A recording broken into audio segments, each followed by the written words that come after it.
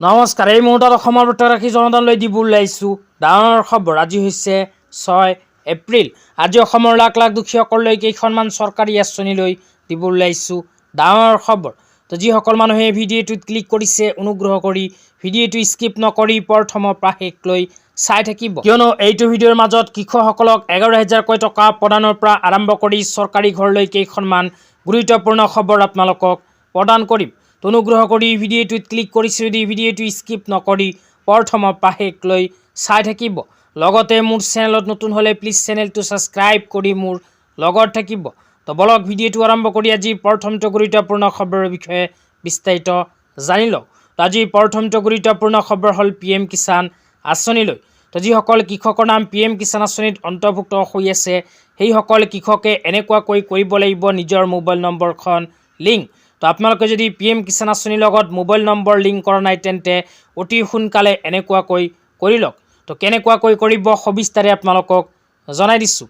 তো ইয়াতে প্ৰথমে লিখা আছে visit pmkisan.gov.in and scroll down to farmer corner tab.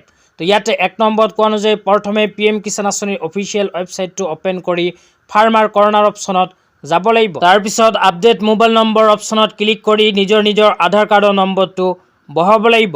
তো আধাৰ কাৰ্ডৰ নম্বৰটো বহাই চাৰ্জ অপশ্যনত ক্লিক কৰি এডিট অপশ্যনত ক্লিক কৰিব। এডিট অপশ্যনত ক্লিক কৰাৰ পিছত নিজৰ মোবাইল নম্বৰটো দি আকৌ ছাবমিট অপশ্যনত ক্লিক কৰি দিলেই আপোনাৰ মোবাইল নম্বৰখন লিংক হৈ যাব। তেতিয়া আপোনালোকক দিব ওলাইছোঁ আজি দ্বিতীয়টো খুবেই গুৰুত্বপূৰ্ণ খবৰ। তো আজি দ্বিতীয়টো গুৰুত্বপূৰ্ণ খবৰ হ'ল BJPৰ ফালৰ পৰা প্ৰদান কৰা কেইখনমান প্ৰতিশ্ৰুতিলৈ। তো ইয়াতে কি লিখা আছে পঢ়ি শুনাই দিছোঁ। ইয়াতে 1 নম্বৰত লিখা আছে ক্ষুদ্ৰ ৰূপান্তৰ কৃষকৰ বাবে 11,000 টকাকৈ। তো সৰু ডাঙৰ সকলো কৃষকৰ বেংক একাউণ্টতে প্ৰদান কৰিব 11,000কৈ টকা। 2 নম্বৰ লিখা আছে ন্যূনতম সমৰ্থন মূল্যত শস্য ক্ৰয়ত অতিৰিক্ত ৰাজ্যিক সাহায্য। 3 নম্বৰত কৈছে 10,000 কৃষকলৈ ট্ৰেক্টৰ ক্ৰয় আৰু 50,000 কৃষকলৈ পাৱাৰ টিলাৰ ক্ৰয়ত ৰাজসাহায্য। তাৰপিছত কৈছে 25 লাখ অভাৱী পৰিয়ালক দুজনীকৈ ক্ষীৰতী গাই মীন পালকসকললৈ আৰ্থিক সাহায্য। অসম কৃষি উন্নয়ন অভিযান কমন ফেচিলিটি চেণ্টাৰ স্থাপনৰ প্ৰতিশ্ৰুতি প্ৰদান কৰিছে BJPৰ ফালৰ পৰা। তেতিয়া আপোনালোকক দিব ওলাইছোঁ আজি তৃতীয়টো খুবেই গুৰুত্বপূৰ্ণ খবৰ। অনুগ্ৰহ কৰি ভিডিঅ'টো প্ৰথমৰ পৰা শেষলৈ চাই থাকিব। আজি তৃতীয়টো গুৰুত্বপূৰ্ণ খবৰ হ'ল অসমৰ মাননীয় মুখ্যমন্ত্ৰী ডাঙৰীয়াই প্ৰদান কৰা এক বিশেষ আপডেট লৈ।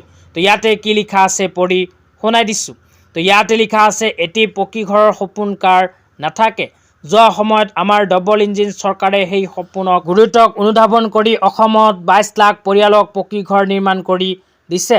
তাৰপিছত আৰু কোৱা হৈছে অহা 5 বছৰত আমি আৰু 15 লাখ পৰিয়ালক নতুন পকী ঘৰ উপহাৰ দিম।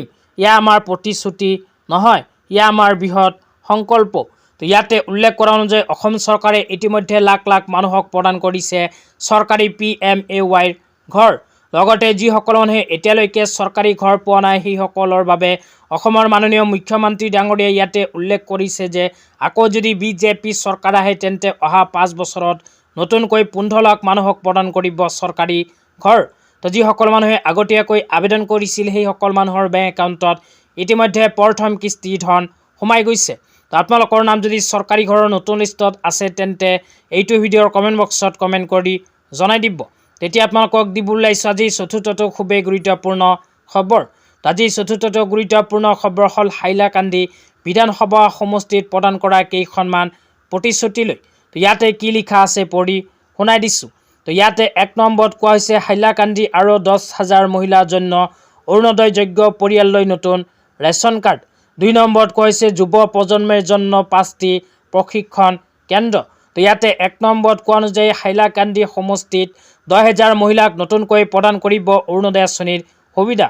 লগতে যুৱক যুৱতীসকলক প্ৰদান কৰিব মুখ্যমন্ত্ৰী আত্মনিৰ্ভৰ অসম অভিযান আঁচনিৰ 5 লাখকৈ টকাৰ আৰ্থিক সাহায্য। আজি ইমানেই। ভিডিঅ'টো চাই কেনে পালে নিশ্চয় এইটো ভিডিঅ'ৰ কমেণ্ট বক্সত কমেণ্ট কৰি জনাই দিব।